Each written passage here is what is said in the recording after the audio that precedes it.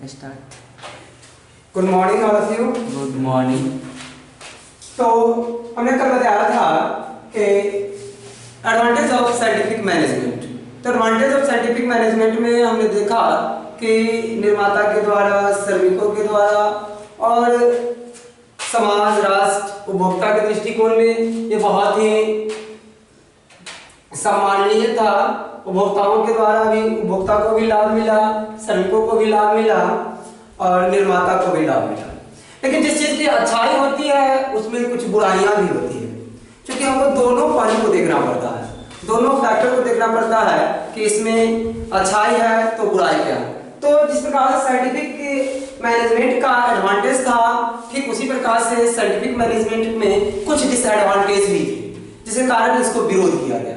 तो हम देखेंगे कि साइंटिफिक मैनेजमेंट में ऐसी कौन कौन सी डिसएडवांटेज है जिसके कारण वर्कर्स को और प्रोड्यूसर को स्ट्रगल करना पड़ा और उन्होंने किस प्रकार की लिमिटेशन जो थी इसके, उस लिमिटेशन को साफ। तो इसमें हम देखते हैं कि disadvantage of management, scientific management में दो ऑप्शन आता है। सबसे पहला ऑप्शन है opposition by workers and opposition by the producer और मैन्युफैक्चरर। तो दोनों साइड, बोथ साइड इसका विरोध किया गया, ऑपोजिशन किया गया। इसमें पहला था श्रमिकों द्वारा। तो श्रमिकों द्वारा विरोध किस पर लिए किया गया, तो बहुत सारे इसमें पॉइंट ऑफ भी आते हैं जिसमें हम देखें कि क्या क्या विरोध, कहां से इस पर विरोध।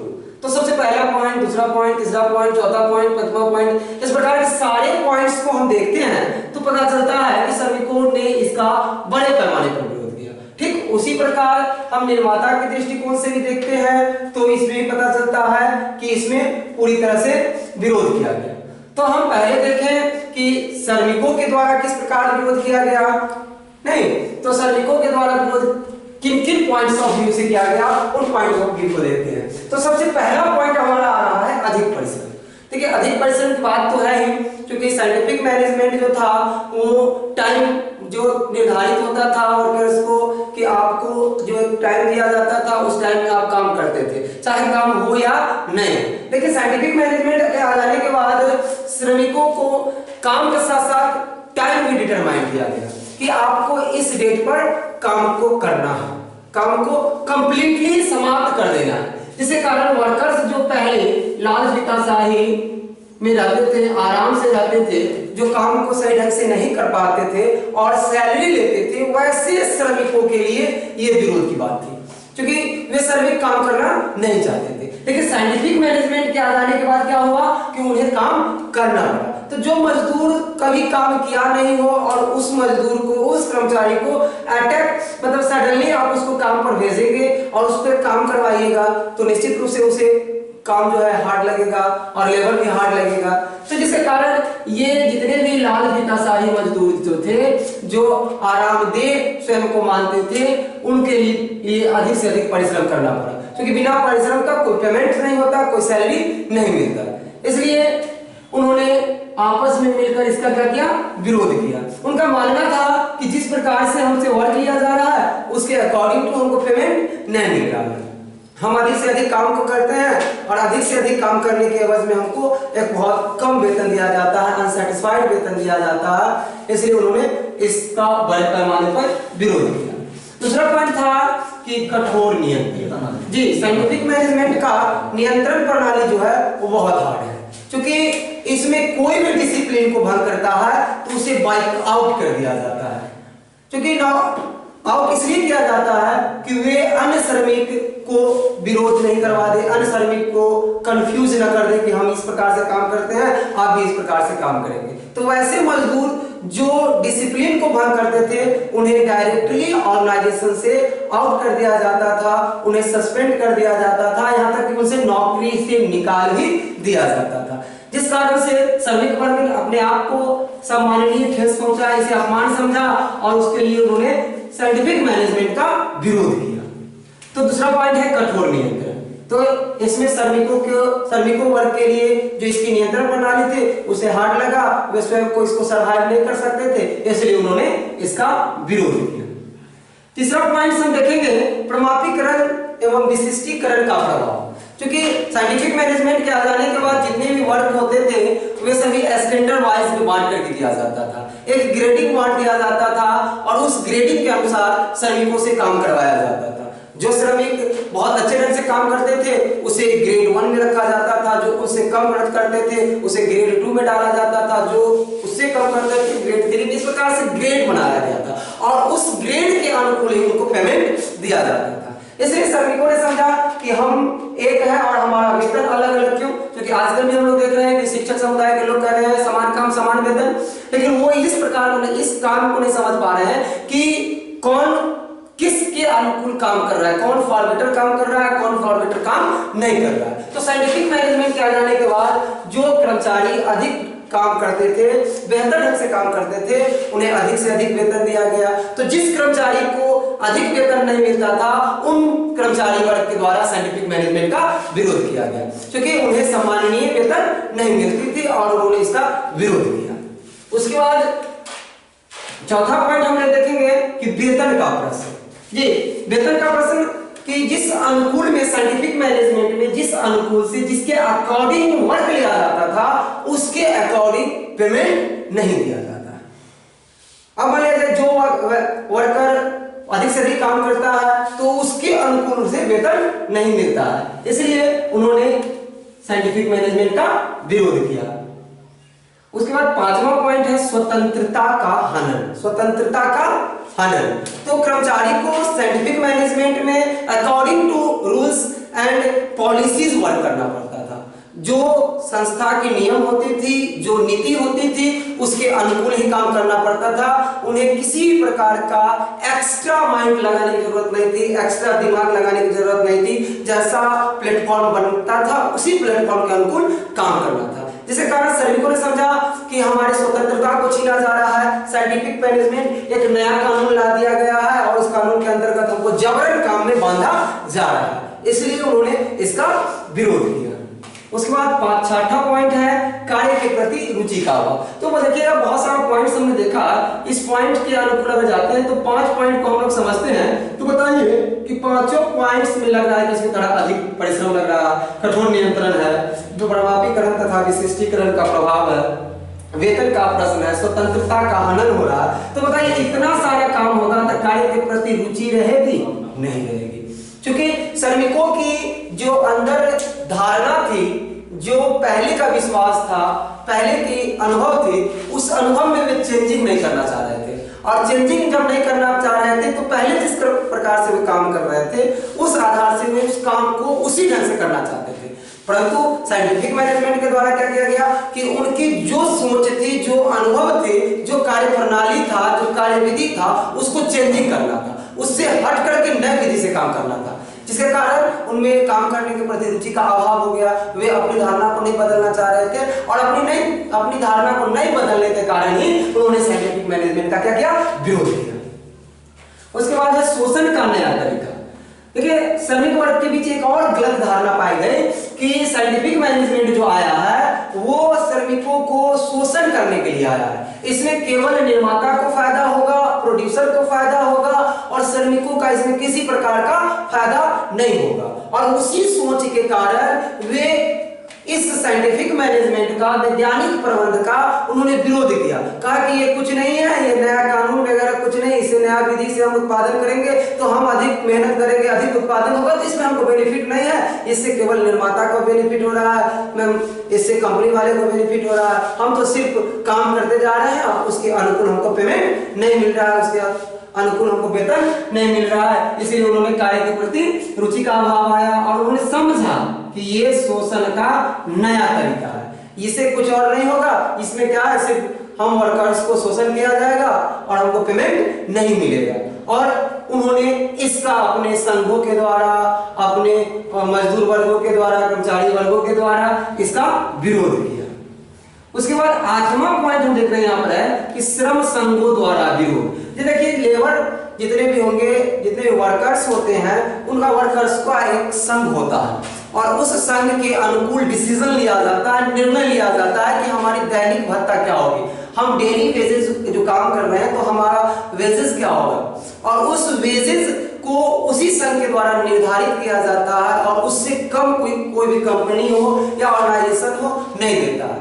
तो जब श्रमिकों के द्वारा साइंटिफिक मैनेजमेंट का विरोध किया गया तो श्रमिक जो है एक दूसरे के साथ संघ में अटैच होते हैं और अटैच होने के कारण ये विरोध जो है श्रम संघों के द्वारा भी किया जाने लगा। सारे श्रम संघ जो है मजदूर संघ मिलकर के इसका विरोध करने लगे कि ये जो है नया कानून, इसको हम लोग नहीं मानेंगे, हम लोग जो इससे पहले काम कर रहे थे उसी के अनुकूल काम करेंगे, क्योंकि इससे आम वर्कर्स का शोषण होता है, इसमें हार्ड वर्क करना पड़ता है, इसमें किसी प्रकार की स्वतंत्रता नहीं होती है, इत्यादि कई कारणों से श्रमिक संघ ने साइंटिफिक मैनेजमेंट का विरोध किया। तो ये जो था ये हमने देखा कि ये केवल लेबर वर्क के द्वारा था कि क्योंकि साइंटिफिक मैनेजमेंट का अवगुण दोनों साइड हुआ, बोथ साइड हुआ। फर्स्ट साइड तो हमने पढ़ा कि श्रमिकों के द्वारा विरोध किया गया, तो श्रमिकों ने समझा कि हाँ इसमें ये हमको होता है जिस कारण हम विरोध किए। तो बात बताइए कि ये जब विरोध करेगा तो कहीं ना कहीं तो बेनिफिट होना चाहिए। अगर इस साइड हनन हो रहा है, इस बार जो है कि आपको पेमेंट का प्रॉब्लम्स है, हार्ड वर्क का प्रॉब्लम्स है, तो कहीं ना कहीं बेनिफिट होनी चाहिए। तो एक पक्ष के द्वारा तो इसका क्या करना चाहिए, इसका पक्ष लेना चाहिए, इसका समर्थन करना चाहिए, लेकिन नहीं, श्रमिकों के द्वारा भी इसका विरोध किया गया, इधर निर्माता के द्वारा भी विरोध किया गया। ये लोग भी समझे कि एक नया कानून जो आया है, नया साइंटिफिक मैनेजमेंट जो आया है, इसके द्वारा जो है और कुछ नहीं है, सिर्फ चेंजिंग करना चाह रहा है। उस चेंजिंग के द्वारा क्या कि हमको तो कुछ मिलने वाला नहीं है, और मिलने वाला नहीं है जिस कारण इसको बहुत सारे पॉइंट्स हैं जो इसको प्रमाणित करता है कि ये वर्ग भी साइंटिफिक मैनेजमेंट का विरोध किया। जैसे कि देखिए कि पहला पॉइंट है अत्यंत खर्चीली पद्धति, उसके बाद स्वतंत्रता का आनंद, स्थिरता का अंत है, पूर्व प्रमाणीकरण संभव नहीं, मंदी में भार स्वरूप, प्रशिक्षित कर्मचारी को प्राप्त करना सुलभ नहीं, और समन्वय की समस्या। तो बहुत सारे इसमें भी पॉइंट्स हैं जिसके द्वारा हमें पता चल रहा है कि निर्माता और उत्पादक दोनों के द्वारा इसको विरोध किया गया। आइए हम देखते हैं पहला पॉइंट क्या है, अत्यंत खर्चीली पद्धति। जी अब बताइए, निर्माता के द्वारा इधर कह रहा है कि वेतन का प्रश्न, पहला पॉइंट ध्यान दिखा रहा है कि वेतन का प्रश्न, और इधर दिखा रहा है अत्यंत खर्चीली पद्धति। क्योंकि दोनों साइड जो गलत धारणा थी, दोनों साइड श्रमिक को भी ऐसा मानना था कि इसमें हमको वेतन नहीं दिया जा रहा, और इधर निर्माता भी कह रहा है कि यह पद्धति जो है बहुत खर्चीली है, वेरी प्राइसिस सिस्टम है। तो हम देखेंगे कि कैसे ये खर्चीली पद्धति।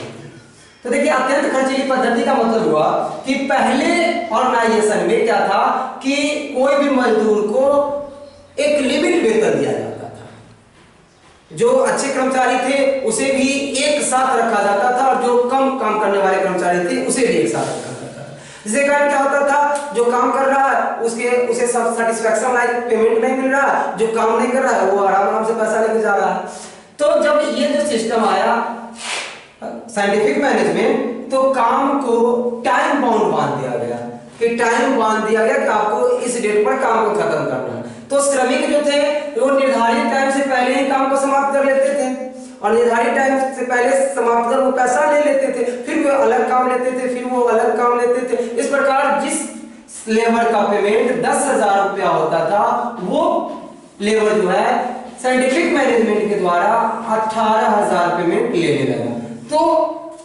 निर्माता वर्ग को लगा कि हम पहले 10,000 में काम करवाते थे, अब हमको 18,000 बेयर करना पड़ रहा है, तो कहीं ना कहीं ये प्राइसियस है, खर्चीली है।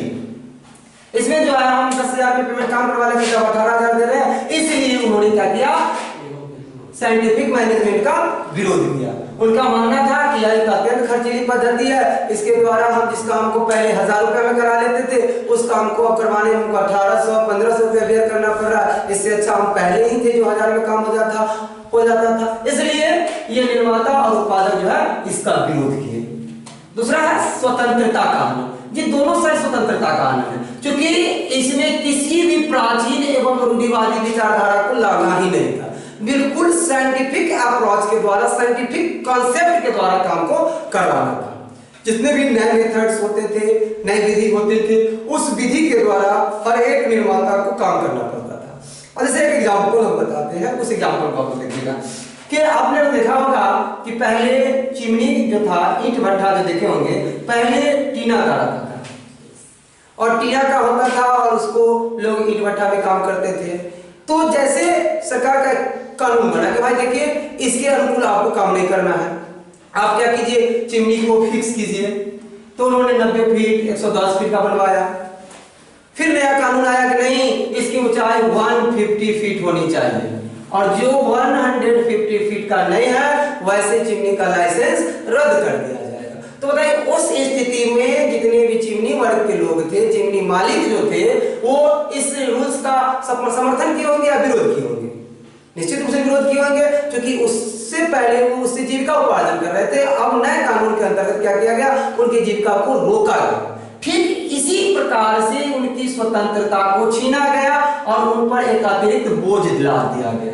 तो यही था साइंटिफिक मैनेजमेंट। साइंटिफिक मैनेजमेंट में क्या था कि उनको जो पहले जिस प्रकार की सोच से काम कर रहे थे, जिस पॉलिसीज से काम कर रहे थे, उस पॉलिसी में चेंजिंग करना था, उनको न्यू पॉलिसीज बनाना था, न्यू रूल्स बनाने थे और उस रूल्स के आधार पर उनको काम करना था, जिसके कारण वे अपनी स्वतंत्रता को छोड़ना नहीं चाह रहे थे और साइंटिफिक मैनेजमेंट को मानना नहीं चाह रहे थे।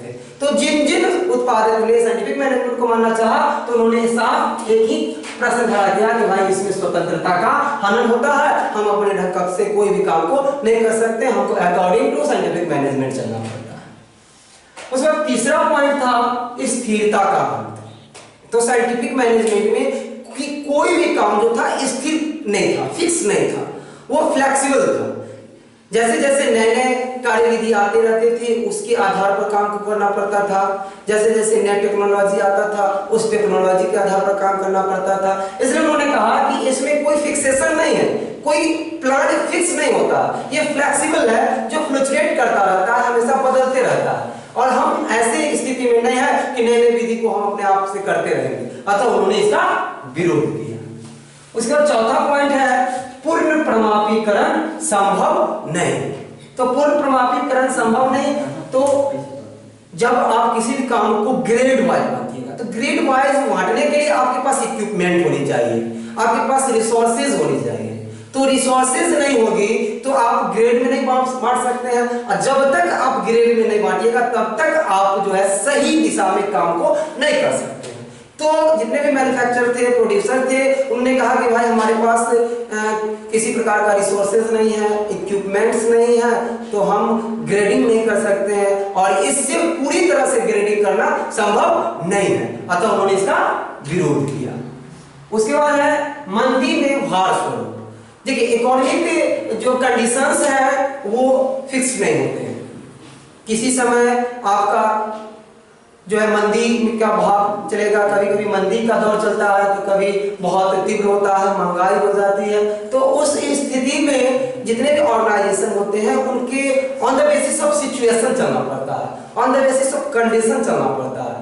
तो जब आपका अच्छा कंडीशन होगा, इकोनॉमिक कंडीशन फॉर बेटर होगा, उस स्थिति में तो साइंटिफिक मैनेजमेंट ग्रेटर प्रॉफिट देता है, बहुत ज्यादा बेनिफिट देता है। लेकिन जब आपका इकोनॉमिक कंडीशन बहुत दुर्लभ हो जाए, बहुत कमजोर हो जाए, उस स्थिति में अगर आप साइंटिफिक मैनेजमेंट के द्वारा काम करते हैं तो वो बहुत ज्यादा एक्सपेंसिव होता है, बहुत ज्यादा खर्चीला होता है, और उस स्थिति में कंपनी को ये बोझ के समान लगने लगता है। और उन्होंने जब मंदी का दौर चल रहा है तब वो इस साइंटिफिक मैनेजमेंट का विरोध करते हैं। उसके बाद छठा पॉइंट है कि प्रशिक्षित कर्मचारी को प्राप्त करना सुलभ है। देखिए प्रशिक्षित कर्मचारी, जितने भी प्रशिक्षित कर्मचारी होते हैं कहीं न कहीं वे किसी न किसी कंपनी से अटैच्ड होते हैं, और कोई भी कंपनी ये नहीं चाहता है कि हमारे यहाँ जितने भी ट्रेन्ड वर्कर्स हैं, जो प्रशिक्षित वर्कर्स हैं, वो एम्प्लॉय हमारे कंपनी को छोड़कर किसी दूसरी कंपनी में जाए। तो उस स्थिति में आप अपने कंपनीज में पूरी तरह से ट्रेंड वर्कर्स को डालना चाहते हैं, एम्प्लॉयज को डालना चाहते हैं, तो वो आपको इजी वे में प्राप्त नहीं होगा। तो उस स्थिति में आपका जो साइंटिफिक मैनेजमेंट है वो पूरी तरह से सक्सेस नहीं होगा। फर्दर कभी कभी तो ये फेल्योर भी हो सकता है। तो प्रशिक्षित कर्मचारी को प्राप्त करना सुलभ नहीं है, और जब प्रशिक्षित कर्मचारी नहीं होगा तो हम फॉर बेटर रिजल्ट नहीं प्राप्त कर सकते।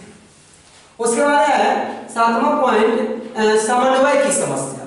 अब समन्वय कोऑर्डिनेशन, क्योंकि हमने कोऑर्डिनेशन के बारे में बताया था कि किसी भी संस्थान में कार्य एवं कर्मचारियों के बीच एकता एवं सामंजस्य स्थापित करने की कला को हम लोग समन्वय कहते हैं। फॉर एग्जांपल समझिए सीधा चीज कि साधन और संसाधन के बीच तालमेल स्थापित करना। तो साइंटिफिक मैनेजमेंट के द्वारा क्या है कि कभी भी साधन और संसाधन के बीच कोऑर्डिनेशन नहीं हो सकता, तालमेल नहीं हो सकता, और जब तक तालमेल नहीं होगा तब तक आप सही रिजल्ट प्राप्त नहीं कर सकते हैं। तो समन्वय की एक बहुत बड़ी समस्या साइंटिफिक मैनेजमेंट में आया, क्योंकि सारे वर्कर्स जो है अपने अपने काम पर ध्यान लगाने लगे, अपने अपने आप को सैलरी बनाने के लिए काम करने लगे। तो जो संस्था में भाईचारा की भावना था, मित्रता का भावना था, वो भावना समाप्त हो गया और कर्मचारी काम पर ध्यान देने लगे और उनके बीच समन्वय का अभाव हो गया। तो इस सारे प्रकार से हम देखते हैं कि दोनों साइड, निर्माता भी और श्रमिक भी, इसका कड़े पैमाने पर विरोध किया, बहुत विरोध किया। परंतु आज जो हम देख रहे हैं अपने गांव में, समाज में, कि पहले किसी भी वर्कर्स को जाते थे बुलाने के लिए तो वो आसानी से आ जाता था और जो पैसा हम देते थे उसी पैसा में काम कर देता था। लेकिन यही साइंटिफिक मैनेजमेंट का देन है कि आज कोई भी मजदूर हमारे यहाँ काम करने के लिए आता है तो वो डेली बेसिस काम न करके कहता है कि हमको ठेका दे दीजिए, इस काम को हम ठेका ले लेंगे, 500 में, 1000 में ले लेंगे, और 1000 में वो काम को फर्दर करके क्विक फास्ट में चला जाता है। और वही जब हम डेली बेसिस पर काम करवाते हैं तो वो काम को बहुत लेंथी कर देता है, बहुत लेट लतीफे से करता है, अच्छा करता भी नहीं। तो साइंटिफिक मैनेजमेंट के आने के बाद ही उनमें ये ठेका की भावना है, उससे पहले उनमें किसी प्रकार की ठेका की भावना नहीं थी। तो दोनों साइड से हमने देखा कि इसका विरोध किया गया। तो आज का हमारा क्लास था, ये लास्ट टॉपिक था, साइंटिफिक मैनेजमेंट का ये लास्ट टॉपिक था, जिस टॉपिक में क्योंकि कल हम बता ही थे एडवांटेज, आज हम डिसएडवांटेज को कंप्लीट करते हैं। और आपका जो चैप्टर है प्रिंसिपल ऑफ मैनेजमेंट वो आज समाप्त हो रहा है। कल से हम लोग पढ़ेंगे बिजनेस एनवायरनमेंट। बिजनेस एनवायरनमेंट भी बहुत ही अच्छी चैप्टर से है, जिस चैप्टर से लगभग मान के चलिए 10 मार्क्स का क्वेश्चन पूछता है। खास करके तो 5 मार्क्स का क्वेश्चन जो है एक ही क्वेश्चन से आ जाता है, जो कि आपका एलपीजी है, लिबरलाइजेशन, प्राइवेटाइजेशन और ग्लोबलाइजेशन। ठीक है, तो ये सारे पॉइंट्स को आप लोग देख लीजिएगा। कल हम लोग चलेंगे बिजनेस एनवायरनमेंट्स की ओर। Thank you.